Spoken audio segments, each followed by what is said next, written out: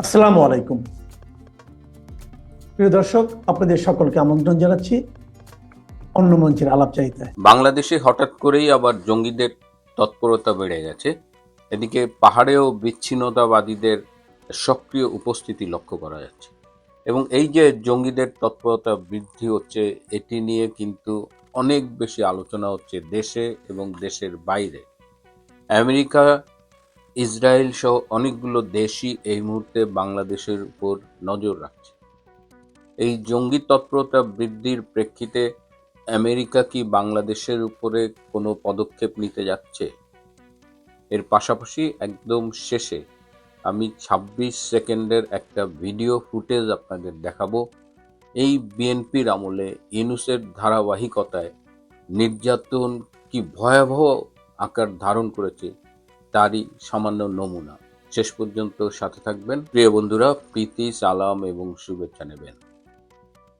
২০২৪ সালের ৫ই আগস্ট ষড়যন্ত্রের মাধ্যমে যে জঙ্গি অভ্যুত্থান ঘটেছিল, যাকে রেজিম চেঞ্জ বলা হচ্ছে, সেখানে যে জঙ্গিদের সক্রিয় অংশগ্রহণ ছিল সেটি আজকে দিনের আলোর মতো পরিষ্কার।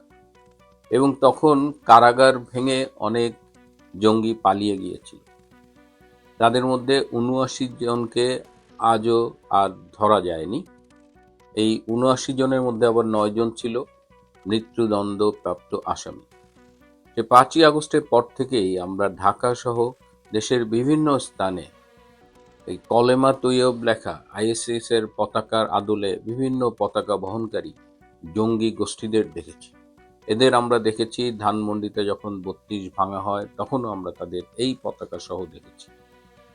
এরা এখন সারা দেশে ছড়িয়ে পড়েছে। এরা ১ সপ্তাহব্যাপী কর্মসূচি ঘোষণা করেছে। এরা মোটরসাইকেল নিয়ে র্যালি করছে। দিনাজপুরের একটা সেতুতে তাদের পতাকা টাঙানো হয়েছে। ভোলার একটা সেতুতে তাদের পতাকা টানানো হয়েছে। যাত্রাবাড়ি ফ্লাইওভারে অনেকগুলো পতাকা তারা টানিয়েছে। পুলিশ সেই পতাকা সরিয়ে দিয়েছে। তারপরে দেখা গেল যে পুলিশ সরানোর পরে আবার সেই পতাকা তারা সেখানে আবার টানিয়েছে।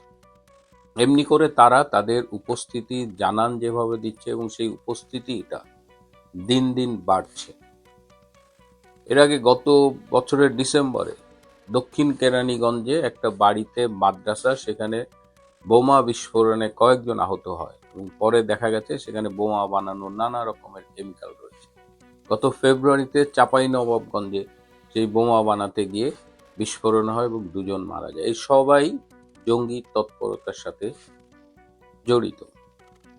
তো এখন প্রশ্ন উঠেছে যে এত বেশি জঙ্গি তৎপরতা, এবং এটি যখন ভারতের ইসরায়েলি রাষ্ট্রদূত বলেন যে বাংলাদেশ এবং পাকিস্তানে হামাস অপারেট করছে, তখন এটা পুরো ওয়ার্ল্ড মিডিয়ায় কিন্তু নতুন করে দৃষ্টি আকর্ষণ করে।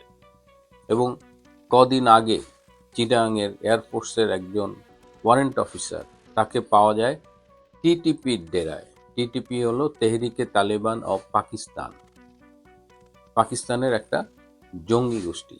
তাদের সাথে এই বিমান বাহিনীর কোনো কোনো কর্মকর্তার যোগাযোগ খুঁজে পাওয়া গেছে।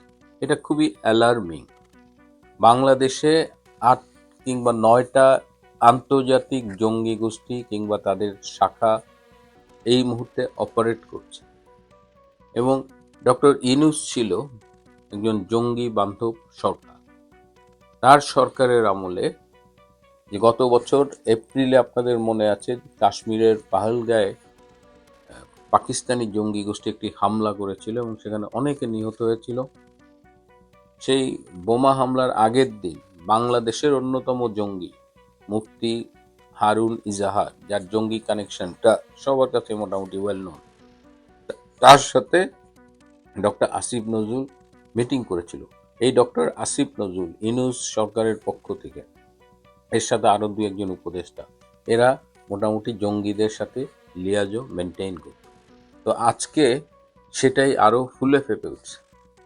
বর্তমান বিএনপি সরকারের অবস্থানটা কি জঙ্গিদের ব্যাপারে? স্বরাষ্ট্রমন্ত্রী সালাউদ্দিন সাহেব বলছেন যে বাংলাদেশে জঙ্গি নেই, আবার প্রধানমন্ত্রীর তথ্য উপদেষ্টা ডক্টর জাহেদ বলছেন বাংলাদেশে জঙ্গি আছে। অর্থাৎ সরকার নিজেই দুই রকম স্ট্যান্ড নিয়েছে। আবার জঙ্গিরা বলছে যে বাংলাদেশে বিএনপি এবং জামাতের রাজনীতি করতে হলে দুটো দলেরই নাকি এই জঙ্গি গোষ্ঠীদের দরকার।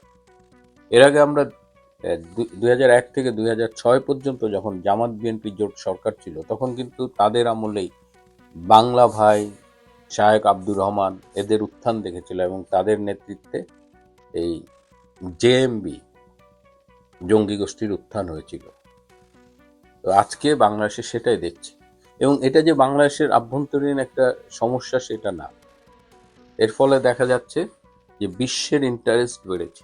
এই যে আমাদের বিভিন্ন দূতাবাসের রাষ্ট্রদূতরা মিটিং করছে, তাদের মধ্যে অনেকে এই মুহূর্তে গতকাল বলেছিলাম দিল্লি গিয়েছিলেন। এখানে কিন্তু এই বাংলাদেশের জঙ্গি উত্থান একটি এজেন্ডা রয়ে যাচ্ছে। এর ফলে ইসরায়েল এখানে আগ্রহী হচ্ছে, ভারতের সাথে তারা কি করবে সেটা আমাদের দেখতে হবে। আমেরিকা নজর রাখছে। আমেরিকা এই মুহূর্তে বাংলাদেশে কোনো কোনো ক্ষেত্রে নিষেধাজ্ঞা দেবার কথাও ভাবছে, স্যাংশন দেবার কথা ভাবছে। এই স্যাংশনটা বিভিন্ন পর্যায়ে হতে পারে, যেমন জঙ্গি অর্থায়নের সাথে সংশ্লিষ্ট কাউকে তারা নিষেধাজ্ঞা দিতে পারে, কারো কারো ভিসার ব্যাপারে নিষেধাজ্ঞা দিতে পারে। তো আমেরিকা এটা ভাবছে। আবার আমেরিকা এই জঙ্গি অভ্যুত্থানকে বা এই জঙ্গিদের উত্থানকে কাজে লাগিয়ে বাংলাদেশের কি সর্বনাশ করে সেটা নিয়েও কিন্তু একটা আলোচনা আছে। কারণ এমনও হতে পারে এই জঙ্গিদের উস্কিয়ে দিচ্ছে আমেরিকা, এবং তারপরে এই জঙ্গি দমনের নামে তারা তাদের নতুন কোনো এজেন্ডা বাস্তবায়ন করবে। এটা পৃথিবীর ইতিহাস যদি আমরা ঘাঁটি এই সমসাময়িক সময়, তাহলে কিন্তু আমেরিকার এই অভ্যাসটা আছে। তারাই তালেবান সৃষ্টি করেছিল, আবার তারাই তালেবানের বিরুদ্ধে যুদ্ধ করেছে। তো বাংলাদেশের এই জঙ্গিদের উত্থান খুব সতর্কতার সাথে দেখতে হবে। এবং বিএনপি যেহেতু এই মুহূর্তে দেউলিয়া একটি সরকার, বাংলাদেশের কোনো কিছুর উপর তাদের কোনো নিয়ন্ত্রণ আছে বলে আমার মনে হয় না। তারা মানে সবাই মিলে যেন চাঁদাবাজি, দুর্নীতি, লুটতরাজ, ধর্ষণ, নির্যাতন এইসবের মধ্যেই আছে। একটা দেশকে যে ভালোভাবে চালানো সেই দক্ষতাও তাদের আছে বলে মনে হয় না, সেদিকে তাদের কোনো আগ্রহ আছে তাও মনে হয় না। সমতলে যখন জঙ্গিদের উত্থান, পাহাড়ে তখন অশান্তি পরিলক্ষিত হচ্ছে। আমাদের কেএনএফ, ইউপিডিএফ এগুলো অনেকদিন ধরে অপারেট করছে। নানা রকমের স্থল মাইন পাওয়া যাচ্ছে এই মিয়ানমার সীমান্তে, ভারত চিটাং হিল ট্রাক্স এইসব সীমান্ত এলাকায়। এর সাথে নতুন করে যোগ হয়েছে খুমি পিপলস ফোর্স, কেপিএফ। এই খুমি পিপলস ফোর্স আবার আরাকান আর্মির প্রতিদ্বন্দ্বী। তারা প্রতিদিন আরাকান আর্মির সাথে গোলাগুলি বিনিময় করছে। তো পাহাড় অশান্ত হয়ে উঠছে। এই পাহাড়কে নিয়ে কি ষড়যন্ত্র হচ্ছে সেটাও দেখার বিষয়। এই যে পাহাড় অশান্ত হচ্ছে, এটা বিচ্ছিন্ন কোনো ঘটনা নয়, এর সাথেও আমাদের আশেপাশের দেশগুলো জড়িত। শুরুতেই বলেছিলাম একটা ভিডিও ক্লিপ দেখাবো। চট্টগ্রামের সাতকানিয়া উপজেলার ডেমসা ইউনিয়ন যুবলীগের যুগ্ম আহ্বায়ক নুরুল আলম, তাকে গ্রেপ্তার করা হলো। এমনভাবে নির্যাতন করা হয়েছে যে তাকে গ্রেপ্তার করে কারাগারে নেওয়া হয়েছে। যখন তাকে কারাগারে নেওয়া হয় তখনই বোঝা যাচ্ছিল যে ভীষণ অসুস্থ, কারণ তাকে ম্যাসিভ পিটানো হয়েছে। এই টর্চারের ফলে এই রাত থেকে পরের দিন তার লাশ পাওয়া গেল, তাকে মৃত পাওয়া গেল। সেই ভিডিও ফুটেজটা দেখে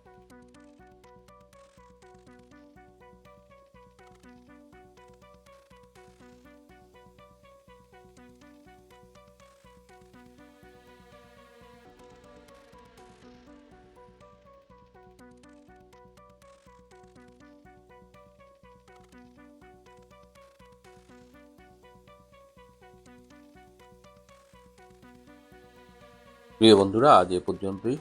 ভালো থাকবেন, সুস্থ থাকবেন। তার চেয়েও জরুরি হলো নিরাপদে থাকবেন। ভারতের রাষ্ট্রদূতের পক্ষ থেকে এখন এই ইঙ্গিত তার পদমর্যাদার কারণেই চলে গেল যে যখন তখন পররাষ্ট্র মন্ত্রণালয়ের কর্মকর্তারা যেমন তাকে ডেকে পাঠাতে পারবেন না, তেমনি তার সঙ্গে আলোচনা করতে হলে তাকে ওই রাষ্ট্রের ভারতের মন্ত্রীর পদমর্যাদা দিয়ে যথাযথভাবে আলোচ্য সূচি ঠিক করে এবং যথাযথ গুরুত্ব ও মর্যাদা দিয়ে বাংলাদেশের মন্ত্রী পর্যায়ের ব্যক্তির তার সঙ্গে যোগাযোগ করতে হবে এবং সেগুলো একরকমের আনুষ্ঠানিক মর্যাদা পাবে তার এই মন্ত্রী পদমর্যাদা পাওয়ার মাধ্যমে। ভারত যখন বাংলাদেশে তাদের নতুন রাষ্ট্রদূত হিসেবে একটি রাজনৈতিক নিয়োগ দেওয়ার কথা ভাবলো এবং ভারতের সরকারের সাবেক কেন্দ্রীয় মন্ত্রী দুদুবার মন্ত্রিপরিষদে থাকা দীনেশ ত্রিবেদীকে বাংলাদেশে রাষ্ট্রদূত করার সিদ্ধান্ত নিল, তখনই ভারতের গণমাধ্যম, ভারতের পররাষ্ট্র মন্ত্রণালয়, সাউথ ব্লকের সাথে ঘনিষ্ঠভাবে কাজ করা বিশ্লেষকেরা কিংবা ভারতের সাবেক কূটনীতিকদের অনেকেই এই আলোচনা বা এই তথ্য দিচ্ছিলেন যে দীনেশ ত্রিবেদীকে বাংলাদেশে নিয়োগের সিদ্ধান্তটি একেবারেই প্রধানমন্ত্রী মোদীর তরফে নেওয়া হয়ে থাকতে পারে, কারণ দীনেশ ত্রিবেদী প্রধানমন্ত্রী মোদীর লোক, গুজরাটের লোক হয়, যদিও শৈশব কৈশোর কেটেছে কলকাতাতে, এখানেই পড়ালেখা করেছেন, কাজেই অনর্গল বাংলা বলেন, রবীন্দ্রনাথ নজরুল সব পড়া আছে এই দীনেশ ত্রিবেদীর। কিন্তু এই দীনেশ ত্রিবেদী যেহেতু মূলত গুজরাটের সন্তান, কাজেই মোদীর সঙ্গে তার একটা ঘনিষ্ঠ যোগাযোগ আছে এবং এমন একজনকে প্রধানমন্ত্রী মোদী বাংলাদেশে পাঠিয়েছেন যার সঙ্গে তিনি সরাসরি ফোন যোগাযোগ বা সরাসরি বার্তা আদান প্রদান করতে পারবেন। কোনো আমলাতন্ত্র বা মন্ত্রণালয় এসবের কিছু ডিঙিয়ে ঘুরিয়ে পেঁচিয়ে তাদের মধ্যে কমিউনিকেশন বা যোগাযোগ হতে হবে না এবং প্রধানমন্ত্রী মোদী ঠিক এটাই চেয়েছেন বাংলাদেশের সঙ্গে সম্পর্কের এমন একটা স্পর্শকাতর অবস্থায়। সেই দীনেশ ত্রিবেদী বাংলাদেশে এসেছেন সেই 12ই জুন এবং তারপর খুবই তাৎপর্যপূর্ণ যে বার্তা বাংলাদেশ সরকার ভারতের রাষ্ট্রদূতকে দিয়েছে যে 12ই জুন তিনি ঢুকেছেন, কিন্তু আজ 25শে জুনের আগে ভারতের এই নবনিযুক্ত রাষ্ট্রদূত রাষ্ট্রপতির সঙ্গে দেখা করে যে আনুষ্ঠানিকভাবে পরিচয়পত্র পেশ করে তার দায়িত্ব গ্রহণ করবেন সেই সুযোগটা পান নাই। মানে একদম একটা সাম্প্রতিক উদাহরণ দেই, ব্রেন ক্রিস্টেনসেন মার্কিন রাষ্ট্রদূত, তিনি 12ই জানুয়ারি ঢুকেছিলেন বাংলাদেশে, 15ই জানুয়ারির মধ্যে রাষ্ট্রপতিকে পরিচয়পত্র পেশ করে দিয়ে তিনি আনুষ্ঠানিকভাবে দায়িত্ব গ্রহণ করে ফেলেছেন। কাজেই এই যে রাষ্ট্রদূতদেরকে যখন রাষ্ট্রপতি এসব আনুষ্ঠানিক সাক্ষাতের সুযোগ দেন না, তখন এটা একটা স্পষ্ট বার্তা হয়ে দাঁড়ায় ওই স্বাগতিক দেশের পক্ষ থেকে যে তারা আসলে এই রাষ্ট্রদূতকে বা ওই রাষ্ট্রটিকে একটা বার্তা দিতে চাইছে যে তাদেরকে স্বাগত জানাতে খুব আগ্রহী নয় এই স্বাগতিক দেশ।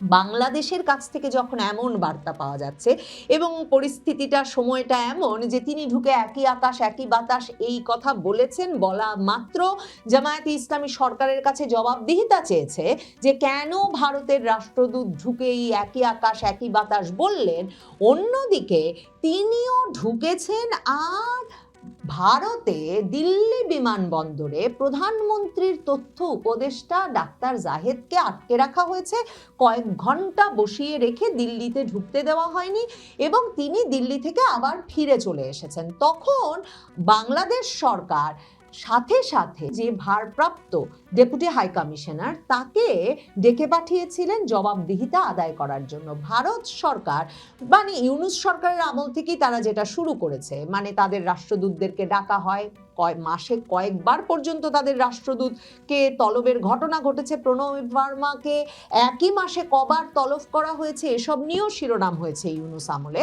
তো সেই রাষ্ট্রদূতকে ডাকা হয়, কিন্তু রাষ্ট্রদূতের তরফে তার উত্তর দেওয়ার অবস্থা নাই, কারণ তার সরকারের সাথে কমিউনিকেট করে একটা উত্তর আনার কথা। কিন্তু এ যাবৎকালে ভারতের রাষ্ট্রদূতেরা সেসব কোনো উত্তর দিতে পেরেছেন বাংলাদেশ সরকারকে তার কোনো নজির নাই। এই এক ডাক্তার জাহেদের ঘটনাতেই ঘটেছে সেই 15 তারিখ সম্ভবত, আর 10 দিন বাদে ভারতের পররাষ্ট্র মন্ত্রণালয়ের যে নিয়মিত ব্রিফিং, সেখানে এক সাংবাদিকের প্রশ্নের উত্তরে ভারতে কি ঘটেছিল বাংলাদেশের প্রধানমন্ত্রীর উপদেষ্টা জাহেদের সঙ্গে সে কথা বিষয়ে মন্তব্য করেছেন ভারতের পররাষ্ট্র মন্ত্রণালয়ের মুখপাত্র রণধীর জয়সওয়াল। এবং এখন বাংলাদেশ বলছে তারা এই উত্তরে সন্তুষ্ট নয়। ভারত, প্রধানমন্ত্রী মোদী এসব মাথায় রেখেই সম্ভবত আজকে হঠাৎ এমন একটা সিদ্ধান্ত জানিয়েছেন, যেটা এখন ভারতের রাষ্ট্রদূতের বাংলাদেশে অবস্থান, ভারতের রাষ্ট্রদূতকে বাংলাদেশে কি ধরনের ট্রিটমেন্ট দেওয়া হয়, কিভাবে স্বাগত জানানো হয়, কিভাবে সম্মান জানানো হয়, কিভাবে সম্ভাষণ জানানো হয়, এই সকল আচার অনুষ্ঠান পাল্টে দেবে। প্রধানমন্ত্রী মোদী, ভারতের প্রধানমন্ত্রী, তিনি আজকে এই সিদ্ধান্ত জানিয়েছেন যে ভারতের নবনিযুক্ত রাষ্ট্রদূত দীনেশ ত্রিবেদীকে এখন ভারতের কেন্দ্রীয় সরকারের মন্ত্রীর পদমর্যাদায় আসীন করা হয়েছে। যেদিনে হয়তোবা বাংলাদেশের পররাষ্ট্র মন্ত্রণালয় যখন জানিয়েছে যে তথ্য উপদেষ্টা ডাক্তার জাহেদের দিল্লি বিমানবন্দরের ঘটনার বিষয়ে ভারত যে জবাবদিহি করেছে তাতে তারা সন্তুষ্ট নয়, এবং নিশ্চিতভাবে পররাষ্ট্র মন্ত্রণালয় ভাবছিল গত ইউনূস আমল থেকে যে রেওয়াজ চলছে সেটা মাথায় রাখলে যে আবারও ভারতের হাই কমিশনারকে ডেকে পাঠাবে, এবং যদি আজকে সরকারের কাছে মানে রাষ্ট্রপতির কাছে তার পরিচয়পত্র পেশ হয়ে যায় তাহলে নতুন রাষ্ট্রদূতকে এই তথ্য উপদেষ্টা ডাক্তার জাহেদের বিষয়ে প্রশ্ন করতে মন্ত্রণালয়ে ডেকে পাঠিয়ে তারপর তাকে সম্ভাষণ শুরু হবে। তখন ভারতের সরকার সিদ্ধান্ত নিয়েছে বাংলাদেশে নিযুক্ত রাষ্ট্রদূত তাদের কেন্দ্রীয় মন্ত্রী হিসেবে এখন থেকে অধিষ্ঠিত হবেন এবং সেই মর্যাদা পাবেন।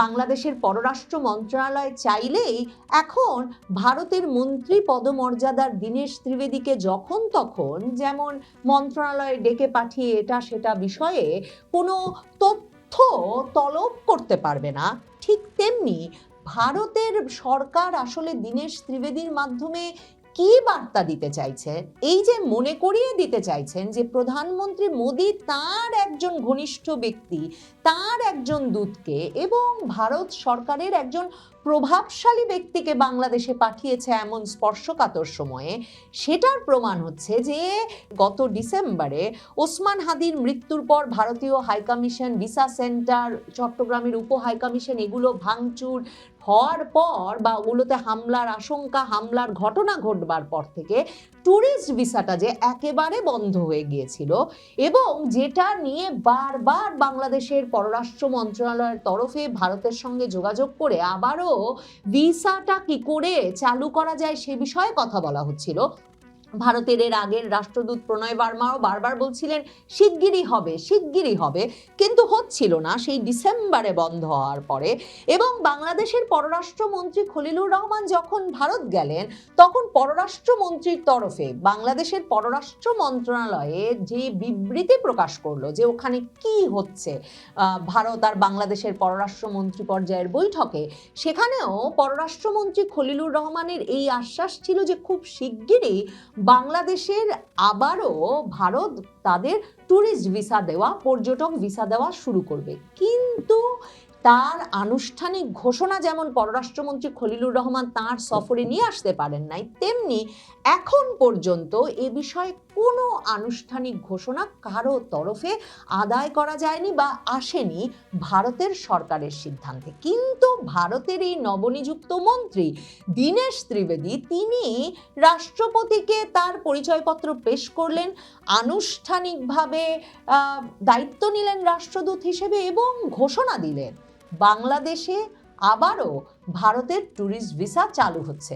এবং সংবাদ সম্মেলন করে হাই কমিশনার এই আজকে বৃহস্পতিবারই জানালেন যে আগামী রোববার, মানে কত দ্রুত ঘটে যাচ্ছে আপনি দেখেন, যে সবে তিনি রাষ্ট্রদূত হিসেবে দায়িত্ব নিলেন কিন্তু তার যে আসলে ভারত সরকারের সর্বোচ্চ পর্যায়ে যোগাযোগ এবং তিনি যে আসলে অনেক গুরুত্বপূর্ণ সব সিদ্ধান্ত নিতে পারবেন, যে সব সিদ্ধান্ত এমনকি পররাষ্ট্রমন্ত্রী খলিলুর রহমান ভারত সফরে গিয়েও ওখানকার পররাষ্ট্রমন্ত্রী জয়শঙ্করের সঙ্গে বৈঠক করেও আদায় করে নিয়ে আসতে পারেন নাই, সেটা যে আনুষ্ঠানিকভাবে ঘোষণা দিয়ে ফেলতে পারেন ভারতের নবনিযুক্ত হাই কমিশনার, সেটা খুব স্পষ্টভাবে বার্তা দিতেই তিনি সংবাদ সম্মেলন করলেন এবং বললেন যে আগামী রোববার 28 জুন থেকেই ভিসার আবেদন গ্রহণ করা হবে, মানবিক বিবেচনায় মেডিকেল ভিসারও গতি বাড়ানো হবে এবং 5টি ভিসা সেন্টার দিয়ে আপাতত এই ভিসার আবেদন নেওয়া শুরু হবে। ভিসা সেন্টারগুলো ভাঙচুর হয়েছিল এবং এগুলো অনির্দিষ্টকালের জন্য বন্ধ ছিল। নতুন হাই কমিশনার বলছেন ঢাকা, রাজশাহী, চট্টগ্রাম, সিলেট, খুলনা এই 5 জায়গা থেকেই আবারও ট্যুরিস্ট ভিসার আবেদন গ্রহণ করা হবে। মানে পরিষ্কারভাবে ঢাকাকে এই বার্তাও দিল্লি দিতে চাইলো যে তারা মন্ত্রী পর্যায়ের একজন ব্যক্তিকে বাংলাদেশে নিযুক্ত করেছে। ভারত এতটাই গুরুত্বের সঙ্গে বাংলাদেশ ভারত সম্পর্কটা দেখে এবং বাংলাদেশের যেসব অসুবিধা আছে ভারতের সঙ্গে, ভারত চাইছে এখন বাংলাদেশ সেগুলো নিয়ে রাজনীতির মাঠ গরম না করে বরং ভারতের এই মন্ত্রী পর্যায়ের হাই কমিশনারের সঙ্গে এসব বিষয়ে আলাপ শুরু করুক। বাংলাদেশের পররাষ্ট্র মন্ত্রণালয়ের তরফে পররাষ্ট্রমন্ত্রী জাতীয় নিরাপত্তা উপদেষ্টা থাকার সময় থেকে বলে আসছেন পুশিং যে ভারত শুরু করেছে সে বিষয়ে বারবার যোগাযোগের চেষ্টা করেও বাংলাদেশ আলোচনার কোনো চ্যানেল খুলতে পারেনি।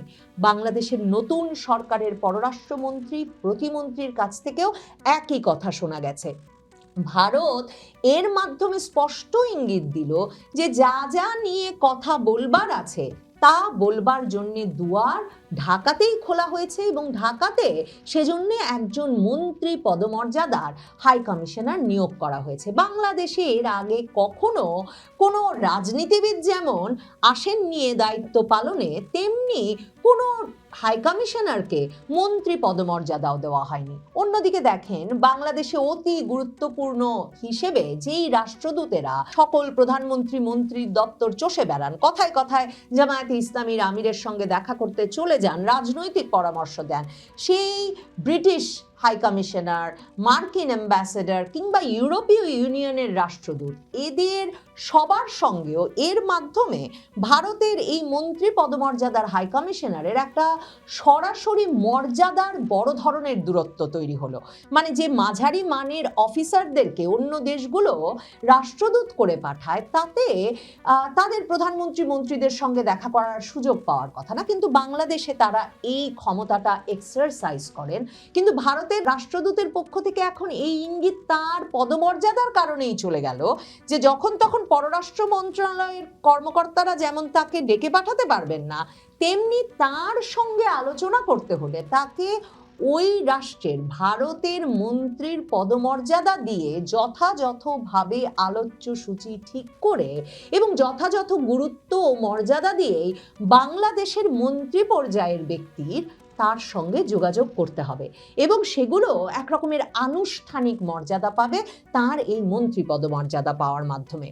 ঢাকার সঙ্গে দিল্লির আলোচনার চ্যানেল যখন বন্ধ, তখন বাংলাদেশ ভারতের একজন মন্ত্রীর বাংলাদেশে অবস্থান, যার সঙ্গে প্রধানমন্ত্রী মোদীর সরাসরি যোগাযোগ আছে, বন্ধুত্বপূর্ণ ঘনিষ্ঠ সম্পর্ক আছে এবং তার সরাসরি পছন্দ আর মনোনয়নেই তিনি বাংলাদেশে এসেছেন, এই সুযোগটিকে, এই সম্ভাবনাটিকে কিভাবে কাজে লাগায়।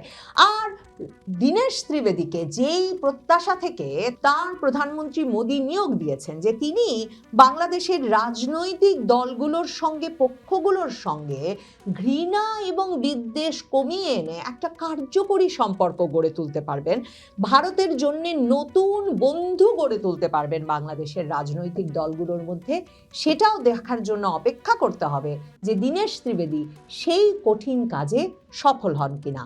তবে একই দিনে তার মন্ত্রী হওয়া, তারপর রাষ্ট্রপতির সঙ্গে সাক্ষাতের সুযোগ পাওয়া, রাষ্ট্রদূত হিসেবে আনুষ্ঠানিক দায়িত্ব গ্রহণ করা এবং সেদিনেই ভিসা খুলে দেওয়ার ঘোষণা দেওয়া, এই ঘটনাগুলো খুব তাৎপর্যপূর্ণ বটে।